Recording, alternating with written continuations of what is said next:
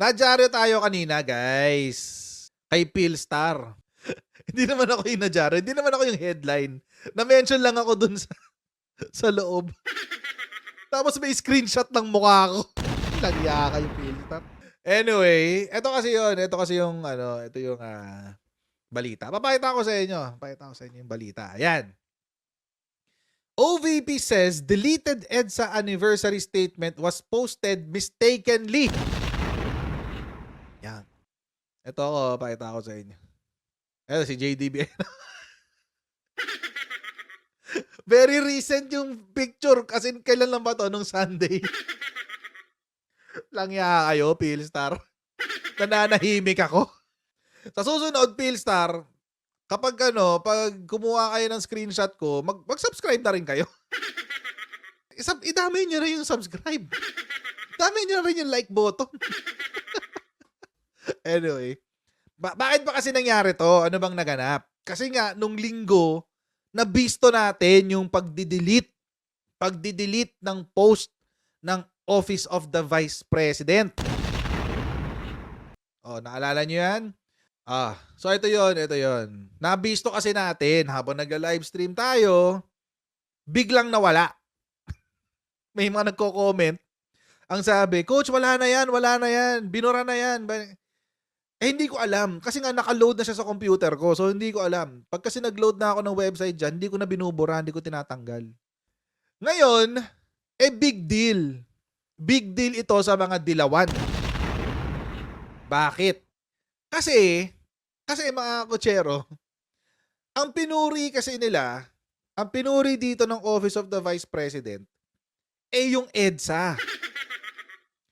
Alam nyo naman ang EDSA. Malapit sa puso yan ng mga dilawan.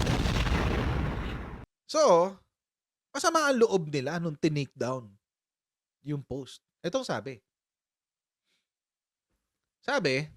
A statement from Vice President and Education Secretary Sara Duterte on the 38th anniversary of the first EDSA People Power was taken down from her official Facebook page hours after it was posted on Sunday. As of Monday afternoon, the Office of the Vice President has yet to respond to queries from reporters for an explanation. Pinagpapaliwanag ngayon nila si Sara, VP Sara, on why Duterte's message could no longer be found online. Shortly after 9 p.m. on Sunday, her official Facebook page, Inday Sara, posted her statement commemorating the bloodless revolution that toppled the Marcos regime in 1986. Dapat mga kotsero, hindi ko itatopic yan.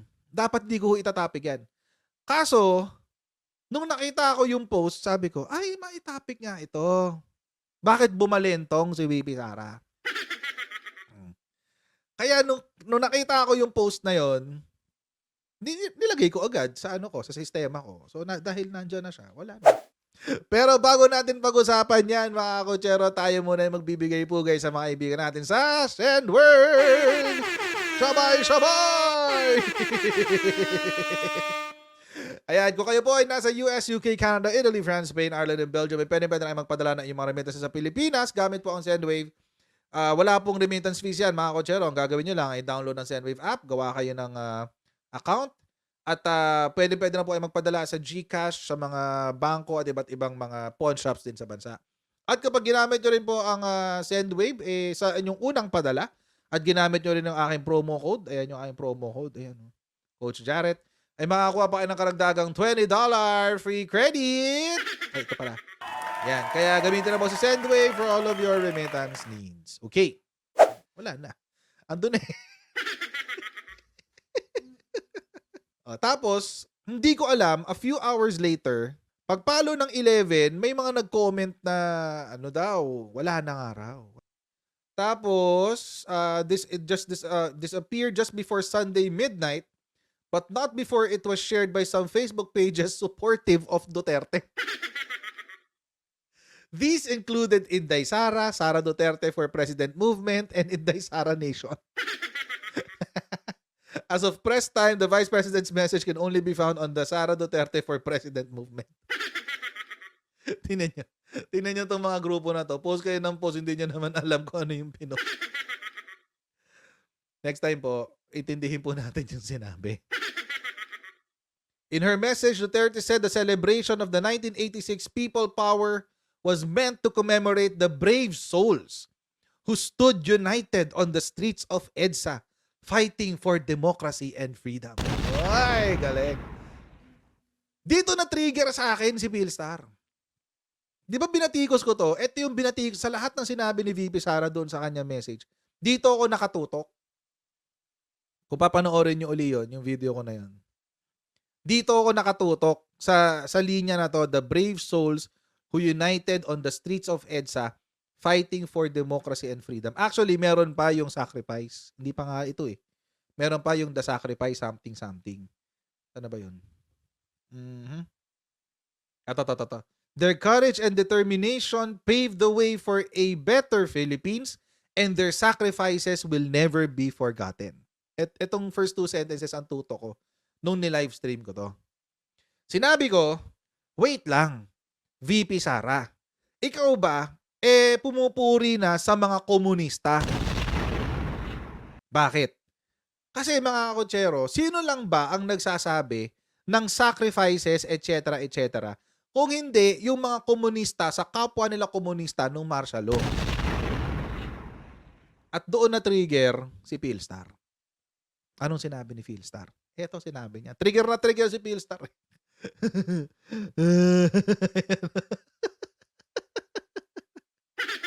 Sabi, the posting and subsequent removal of the OVPs honoring the brave souls who stood united on the streets of EDSA fighting for democracy and freedom triggered a few hyper-partisan vloggers. Kami pala yun, hyper-partisan. To use this as content speculating deepening rifts between the Vice President and President Marcos Jr. Some content creators pounced on the contents of the OVP statement and its removal to fuel speculation that Duterte had been hinting at openly antagonizing the Marcoses. Ganyan talaga to. Si Philstar ang hilig niya magpaikot ng kwento. Feeling ko hindi niya pinanood yung buong video. Dahil sa sobrang triggered kayo. Okay. Ayan, yan si JDB. Oh. Sino itong nag-comment? Dinilit ni Sarah yung EDSA message niya na ungkat ni Coach Jarrett. Ayan o. Ayan o. Oh, isa na. Ayan o. Naungkat ko ro kasi. Kung sino ka man, terbig. Terblig Deming. Kung sino ka man. Sinisip ako. Ayan o. Ito yung title nun. Huli si VP Sara Duterte na wow mali sa People Power post. Ayan. So, hyper-partisan do kami. Alam nyo, take note, hindi po ako hyper-partisan. Pero anti-communist ako. That's for sure. That's for sure. Tsaka anti-dilawan ako. Anti-dilawan, anti-communist. Sigurado ako dun. Bakit? Kasi, kung hindi ito dinilit ni VP Sara Duterte at paninindigan niya to, ang unang-una kong iisipin ay kumakampi na siya sa mga komunista. Kasi, yung mga komunista ang nagsasabi ng nagsakripisyo daw ang mga NPA para sa kalayaan ng Pilipinas nung EDSA. Paano kung papatunayan yan? Ito.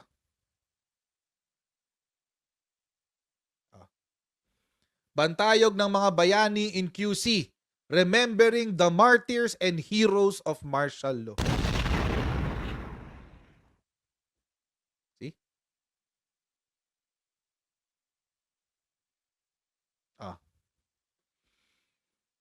Tingnan nyo As a way to honor the martyrs and heroes who wholly offered their lives for the country's freedom, justice, and democracy during the period Bantayog ng mga Bayani Foundation was formed. Di ba? Ganyan, no?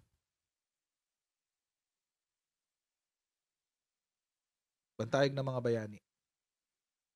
Countries, the martyrs and heroes who wholly offered their lives for the country's freedom, etc., etc. Their courage and determination paved the way for a better Philippines, and their sacrifices will never be forgotten. So yun ang unang-unang ko iisipin. Yun yung binatikos ko. Call it hyper-partisan, I don't care. Call it hyper-partisan, I don't care. But, I will never support the communist terrorists here in the Philippines. I will never call them martyrs. I will never call them heroes. And I will never call them whatever this is, itong statement ni VP Sara para sa kanila. Anyway. So yun. So I will never call these communists heroes and their sacrifices as martyrdom or heroism. No, I won't. Bakit? Mga komunistang terorista yan eh. Ilang sundalo ang pinatay niyan, ilang sibilyan ang pinatay niyan, ilang Pilipino in-extort niyan. Ba't ko sila tatawaging bayani? Ba't ko sasabihin silang mga martyr? I won't. And insult, itong post na ito ni VP Sara is an insult to every democracy-loving Filipino, every Filipino na naniniwala na ang mga komunistang terorista ay dapat supilin. It is an insult to them. Itong statement na to. Kaya nga binuray. Ano sinabi ni VP Sara ngayon tungkol dyan? Ano sinabi niya ngayon tungkol dyan? Ito yun. Oh. Ay, ang liit. Oh.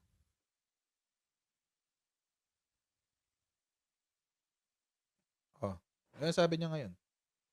I did not intend to issue a statement this year as I did not the previous year. Because of this, I removed the EDSA anniversary post from a social media page. I hope this will put the matter to rest.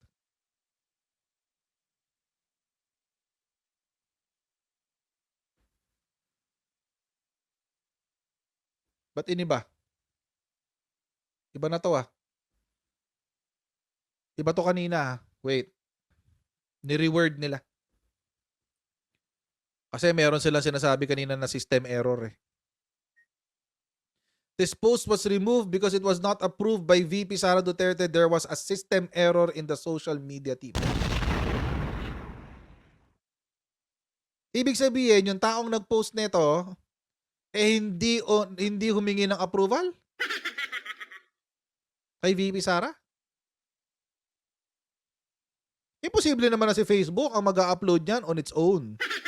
Alam ko uso na ang AI, pero hindi pa ganun ka-advance ang AI. Imposible si VP Sara. Ano, hindi to dumaan sa mata ni VP Sara?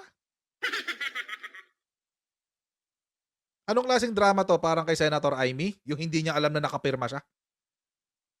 Doon sa budget ng AKAP. Might as well, inamin nyo na lang na may ghostwriter kayo. O sino man yung ghostwriter nyo. Di ko kilala yung ghostwriter na ito eh. Pero imposible rin na yung ghostwriter nito ay mag-upload ng isang bagay na hindi inaprubahan ng vice-presidente. Bakit? Kasi may ganito kayo eh, may pag-graphics kayo eh. May pag-graphics kayo, ayan ayan February 25, EDSA anniversary message. Ayan ayan, Assalamualaikum, etc. etc. Sara Zimmerman Duterte, ayan ayan Ano to? Sasabihin nyo, ay ginamit lang yung letterhead. Ginamit lang yun, pero hindi talaga aprobado ni VP Sara yan. What the F do you think Filipinos are? Ganun kami katanga? Mas mabuti pa, inamin nyo na lang na meron kayong ghostwriter na nagpo-post ng mga messages para kay VP Sara. At yung ghostwriter nyo ang nagkamali. Kung sino man yung lintik na bobong ghostwriter nyo na hindi humihingi ng approval ni VP Sara pa bago mag-post. Hindi ko alam, hindi ko alam kung sino, hindi ko kilala ang ghostwriter nyo at wala akong pakialam kung sino man siya. Ang akin lang, ang pangit ng palusot nyo. Ginagawa nyo talagang tanga ang mga Pilipino dito.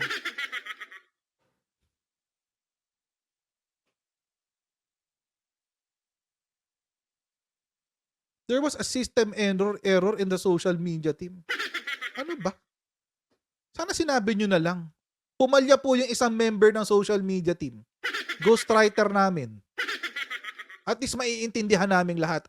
Okay, hindi pala si VP Sara nagsusulat ng kanyang mga statement. Taga-approve lang pala siya. Kasi ganun din yung effect eh. O ngayon, bistado na may ghostwriter. Bakit? Hindi raw inaprubahan, sabi ni VP. Hindi raw niya inaprubahan yun. I did not intend to issue a statement this year as I did not the previous year. Ito yun eh. Kasi itong balita na to, nagdagdag daw sila ng mga heroes, quote-unquote heroes sa Bantayog ng mga Bayani 2017.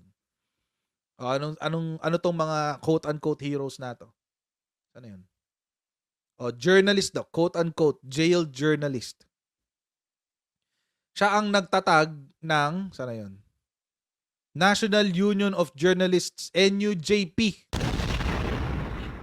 He was the founding chair of the NUJP. Sino to? Nieva something. Anyway, basta Nieva daw. O sino ba yung National Union of Journalists of the Philippines o NUJP?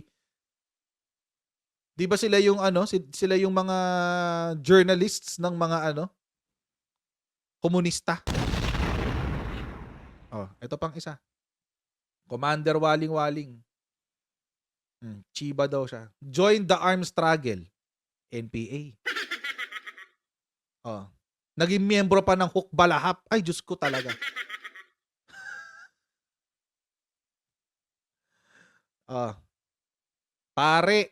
Pare daw. Pinaglaban daw ang mga manggagawa.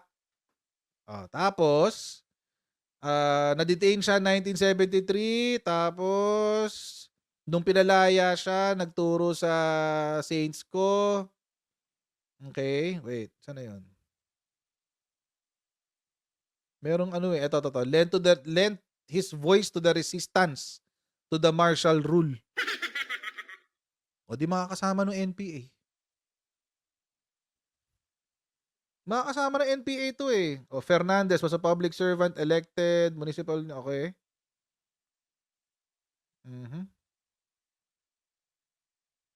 Ito.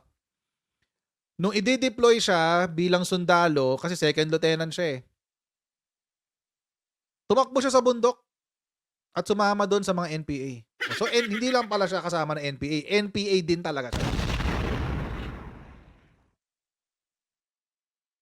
Ito, kasama ng kabataan. Yung lumang kabataan. Ito namang isa, Yuchenko. Hindi raw siya aktivista, pero miyembro siya. Sumuporta siya sa Light a Fire movement. Putik, mga terorista nga. Nilagay siya doon sa Bantayog ng mga Bayani.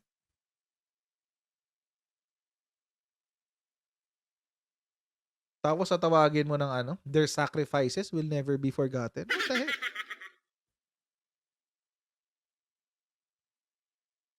Itong isa. Nasa Bantayog ng mga Bayani din to. Lorena Barros. Ano siya? NPA din.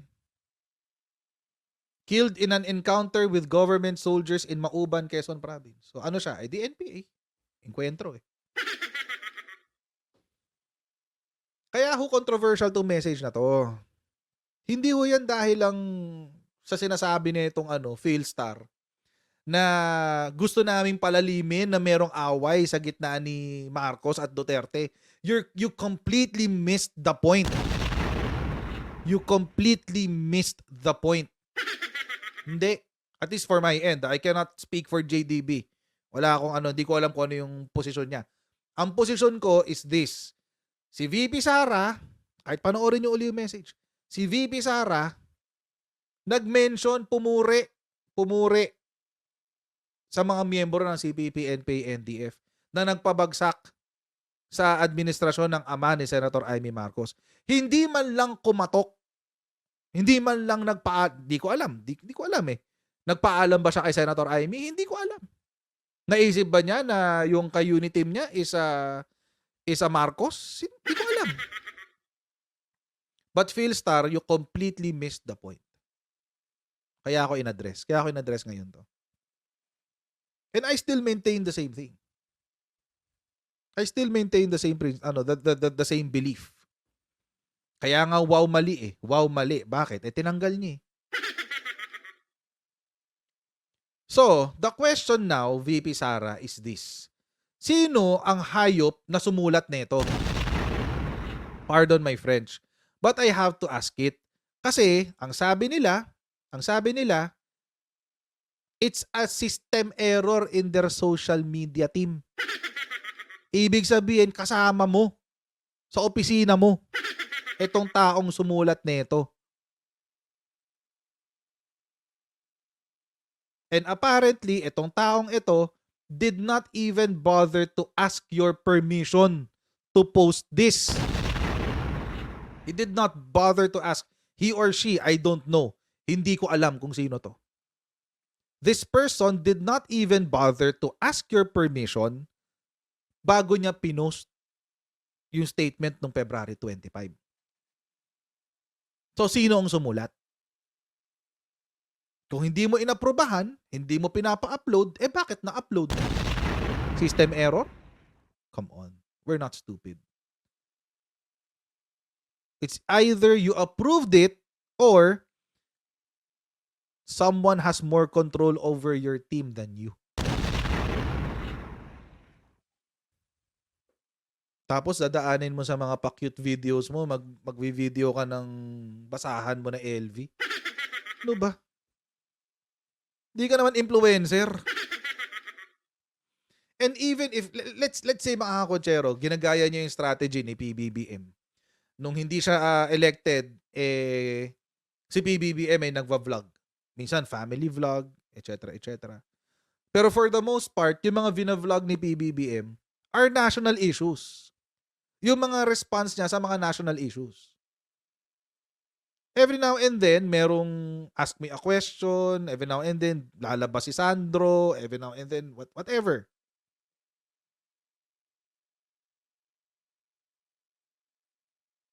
Ikaw, ano, what's your take on the different issues of the Philippines? Kung gusto mong gayahin si PBBM, that's what he did.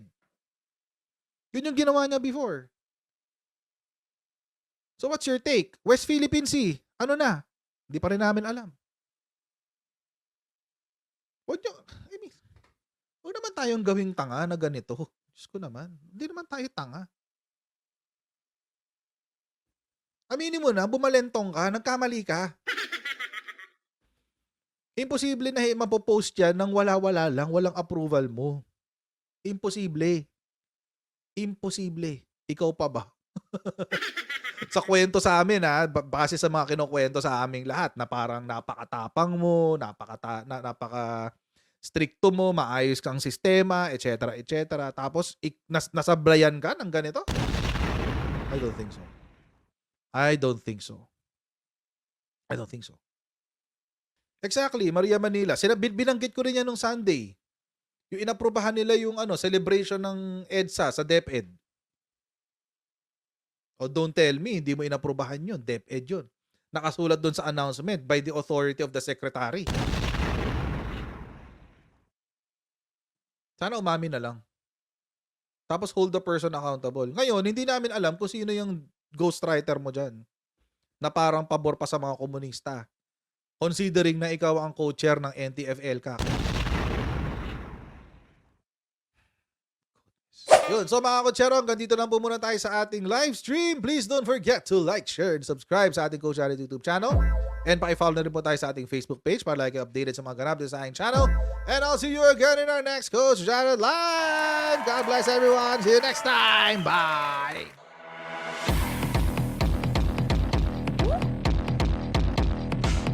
Huwag ganun. Huwag natin gawing tanga mga Pilipino. Mas maganda kasi nasa lugar ka ng tama kaysa yung pinipilit mo yung pagkakamali.